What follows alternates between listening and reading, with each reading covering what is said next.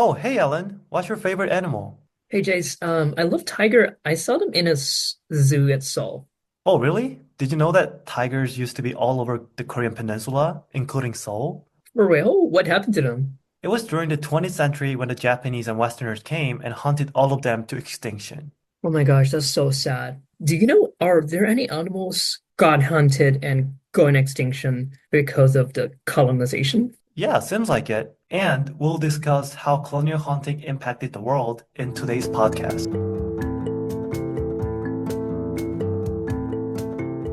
As we see across different parts of the world, including India and Southern Africa, colonialism shifted, or we can say implemented, the way the Global South relates to nature. Before colonization, the Global South pursued a wisdom-filled way of living that was harmonious with the natural world.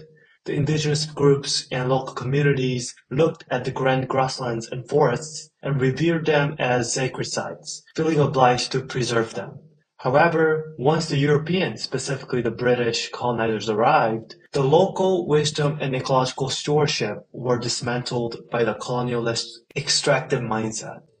Through setting a new set of capitalist social orders that alienated the locals from their homelands and exploring those fenced up lands to serve their desire to prove masculinity and superiority over the exotic biome, the colonialist hunters significantly disrupted the centuries-old local system of preventing irreversible ecological harm due to human activities. As a result, even after gaining independence from European regimes, the previously colonized nations, which suffer from extreme poverty due to decades-long European exploitation, could not return to their traditional way of living. Instead, they had to commodify nature to make a living in a world now operating under extractive economic rules. Today, we're going to talk about how colonial hunting led to the global convergence on the unavoidable commodification and exploitation of nature. Not like the colonial pursuit of masculinity, but rather in a search of a way to survive in a new role and context set by colonizers who disrupted the old system.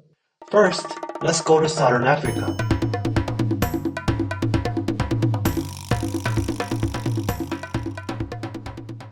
In pre-colonial Southern Africa, indigenous societies maintained sustainable systems of natural resource management based on a worldview of human-nature interdependence. They had centralized conservation practices grounded in religious beliefs. The Southern African people thought of natural landscapes like hills, pools, and forests as sacred places and felt a collective need to preserve them.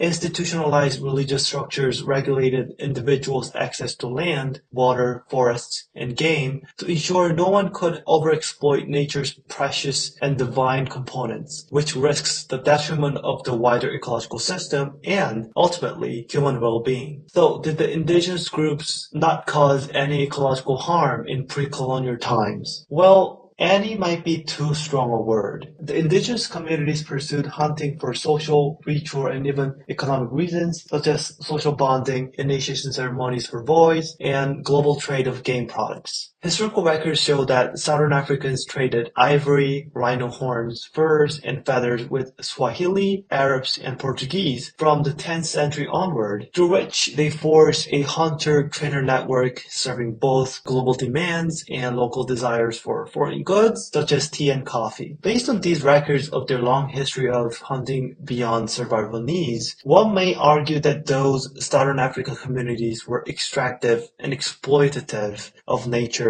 even before the arrival of the British colonizers. However, this argument does not hold, as symbolic or market-driven hunting was strictly regulated and limited within sustainable domains. The indigenous communities had specific quotas for hunting particular species to keep them off limits. Moreover, the chiefs reserved the hunting sites exclusively for individuals granted their permission to hunt to ensure that every kill was strictly monitored and did not lead to overexploitation. They also required tributes and taxes from the early European settlers for hunting. By doing so, they tracked the type and number of hunted species, which shows how their sustainability-oriented attitude toward hunting hunting persisted when the colonizers arrived. By examining these deeply rooted wildlife conservation practices, we can see how the pre-colonial way of living was sustainable, strictly controlling the amount of harm inflicted on the environment. So what happened to those communities after the colonizers arrived? Well, everything changed. It did not take them long to disrespect the existing system and enforce their own. The British colonizers, in pursuit of their recreational and commercial hunting, pushed the indigenous groups out of their homelands and overrode the existing harmonious relationship with nature through their extractive and exploitative practices. The memoirs of renowned British hunters such as William Cornwallis Harris and Frederick Courtney Salis illustrate how this happened. Harris was one of the earliest British imperial hunters in southern Africa in the early 18th century when the land was still full of a variety of wild animals. His writings romanticized and popularized the idea of colonial hunting practice as a way to prove toughness, masculinity, and superiority over exotic inferior beings. Now, let's look at one of his books, The Wild Sports of Southern Africa. In the book, he shares how Southern Africa is a hunting paradise, full of exotic species like elephants, lions, and antlered monarchs,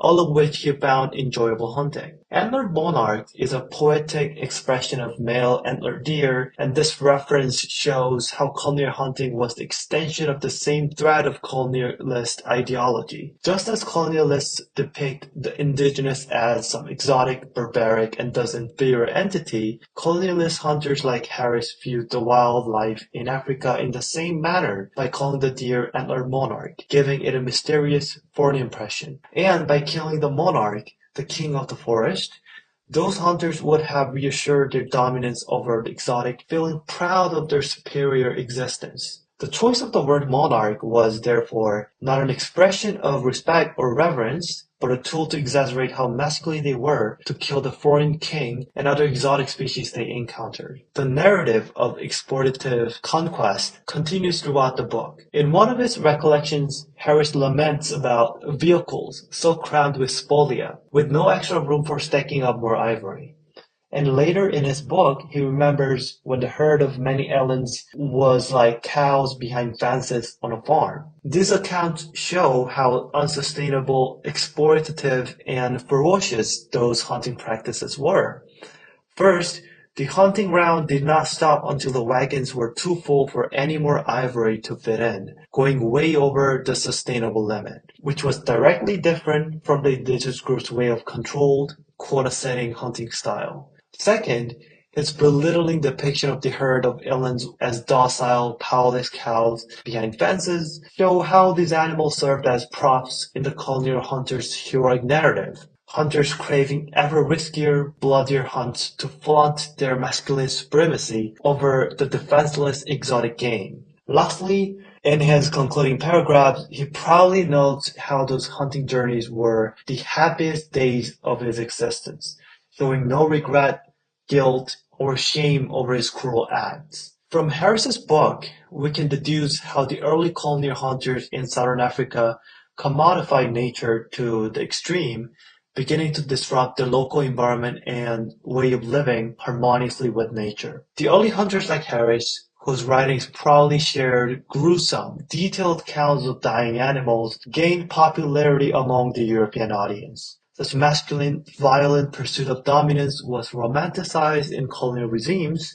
and hunting swiftly became a noble, heroic pastime for colonialists. Later hunters like Salis idolized early hunters like Harris and joined the wave of a mid to late 19th century hunting boom. Salis, inspired by Harris, carried the narrative even further in A Hunter's Wanderings in Africa, recounting 9 years spent hunting game in the far interior of southern Africa in the late 19th century, territories where no white man had set foot and where indigenous communities once practiced seasonal quota-based hunts, further reducing the indigenous homelands. In the book, he complains that the Kaffirs had hunted everything into the far interior. Kaffirs is the term used by European settlers and colonial figures in southern Africa to demean and dehumanize black African populations. Here, Salis looks down on the indigenous people's survival-oriented, more sustainable way of hunting big game, which only targets a set number out of a big herd, letting the rest run away. Salas described those local hunters as hurdles to his hunting venture. During his time in Southern Africa, when Africans hunted on lands fenced off as colonial game reserves, they were called poachers and were punished by paying huge fines, equivalent to weeks or even months of their local wages. As such, the late 19th century colonial hunters like Salas showed no respect but spite towards the indigenous people's sustainable stewardship of nature. The European settlers further detached the indigenous from their homeland and their traditional way of living, pushing them into poverty if they tried to stick to their traditions. The century-long colonial hunting from Harris to Salas did not just harm the local communities culturally and economically. Due to the colonialists' excessive hunting and other unsustainable practices, wildlife populations shrank near the brink of collapse. Over the 19th century to the early 20th century, the combined pressures of overexploitation and land use change have decreased tropical mammal ranges by an average of 40%, with habitat loss accounting for 39%. Meanwhile, expanding colonial estates and fenced game reserves fragmented once continuous habitats, isolating animal populations in small patches. In short, the land was never the same again after colonization. The vibrant, continuous, full of life, revered land of nature was gone, changed too drastically to serve the traditional way of life, which was about moving with nature's continuity whenever one settlement point became too damaged and needed restoration through human absence. With those cultural, economic, and ecological harms combined, colonial hunting practices pushed Southern Africans to converge on an extractive relationship with nature, not to flaunt masculine prowess, but simply to survive in a vastly different world. For instance, post-colonial land reform in post-independence Zimbabwe converted private wildlife reserves into open access zones. Yet, traditional taboos and seasonal hunting rhythms were never restored. Deprived of communal structures and burdened by colonial legacies of poverty, food insecurity, and unemployment, many turned to the illegal bushmeat trade, which now accounts for roughly 79% of monthly earnings. In a hungry world where they could no longer pursue their sustainable way of life and were confined to fixed settlements where crops were occasionally ruined by elephants roaming around the lands once left to nature, locals came to see wildlife not as a shared heritage to conserve and revere, but as an obstacle to their survival. With respect for animals diminished, they had little choice but to kill them and sell their flesh to secure their harvest and to earn enough money to get by. For the formerly colonized peoples of Southern Africa, this shift to an extractive, commodified view of nature sprang not from a desire to display imperial masculinity, but from a reluctant survival strategy in a world upended by colonial capitalism. And now it's time to go to India.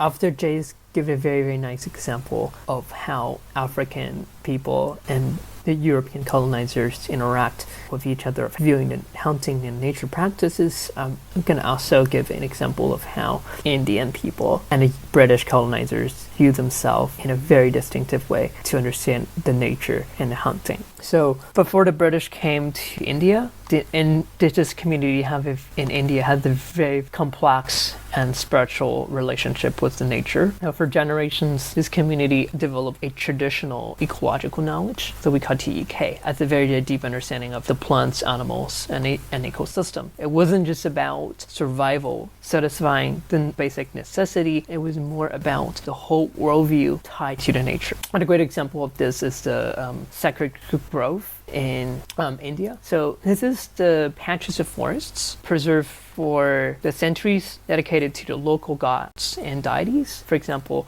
in Ottawa, Canada, grove known as Cairns and Devera were considered in nature temples. And in the village of Madagar, there's a grove called Devaravanus, which deities are represented by the simple stones and termimants, and that nature itself is sacred. So these groves were important for biodiversity. as we can see, there's a study showing that in a existing forests or growth, there are more than 80,000 tree seeds is still existed, which is pretty much viewed as this modern seed bank of the plant species. But when the British arrived, everything became the rupture. So they want to try to hunt as the Indian rulers in the past as well, because the hunting, like tigers, is pretty much about representing the way of kingship, power, and masculinity. So the differently is the Indian Empire hunt in a very, very sustainable way, because they know even hunting is very important for the nobles, for distinguishing like ordinary people. Hunting is still need to be controlled or still need to be guided by the traditional ecological knowledge. Like they're still very, very respectful to the scar growth. For example, like the Empire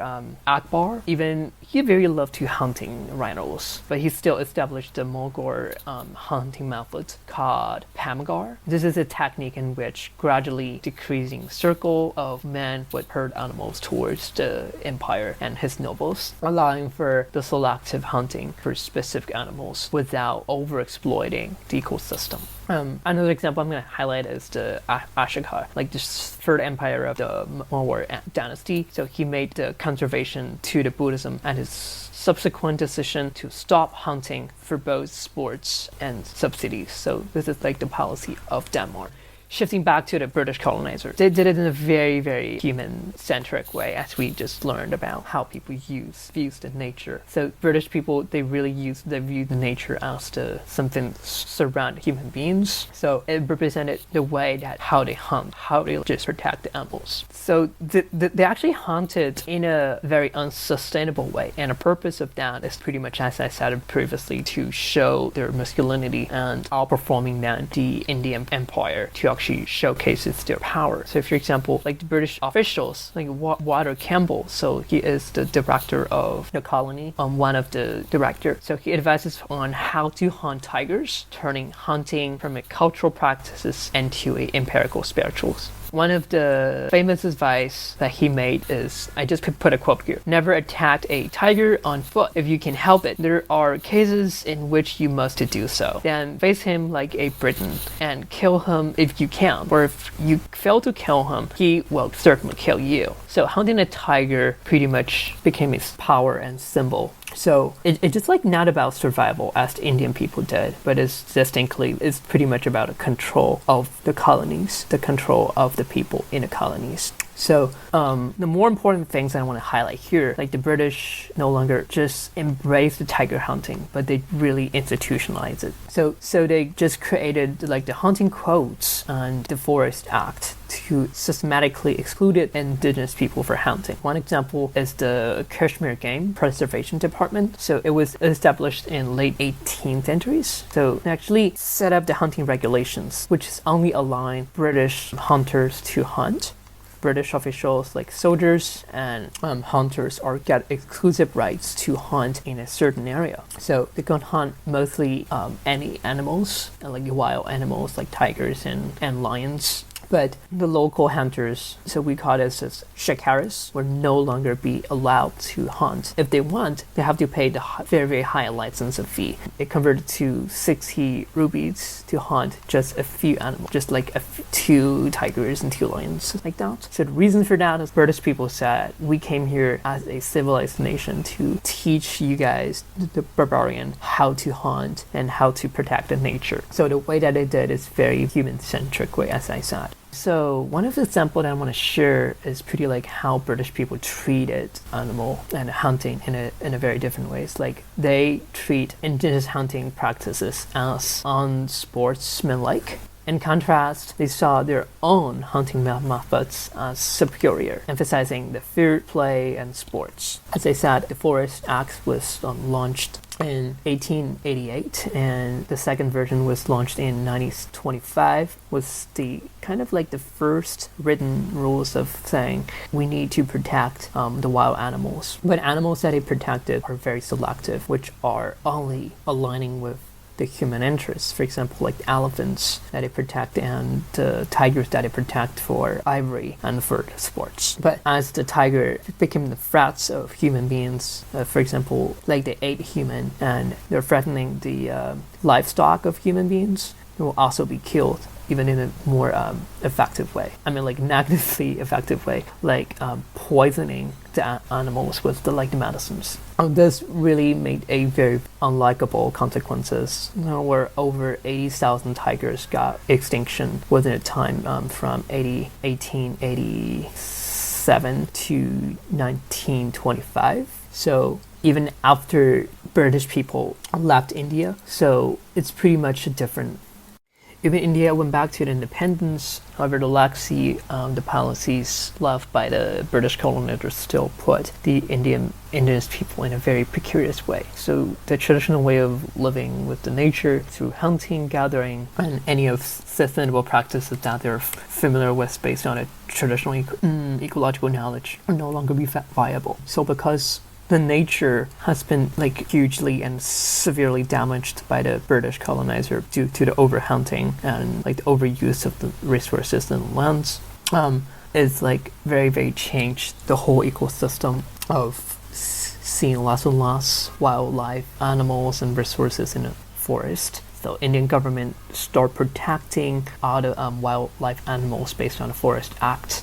As I said, this act was excluding indigenous people going into certain area for hunting. So even they really want to hunt it in a very sustainable way for the basic necessity. So it became illegal because of this kind of act. So they were cut off from their ancestral resources and their livelihoods were threatened. For example, in the past, they could hunt the Bengal tiger using this for clothing or for exchange, but in a very, as I said, again, in a very sustainable way. But right now, all of the practices are illegal. So they have to turn into the illegal way or making it in a wildlife animal commodification market. So the way that they did, they still know is how to hunt from the legacies that they learned from the ancestor. By this inheritance, they have the full knowledge of how to gather the wildlife products like peacock feathers and leopard skins and ivory and put it into the international and global wildlife market in an illegal manner. So even with the price has been fetched very high, the real money came to their hand is still minimal because of the corruptions and because of they're still marginalized group and not able to speak English that well. So these people are still been put in a very marginalized and a vulnerable position. I really love this quote from article that I read. Indigenous people, once protectors of the land, were now forced to become exploiter of the same ecosystem they had long respected. Okay, let's wrap things up.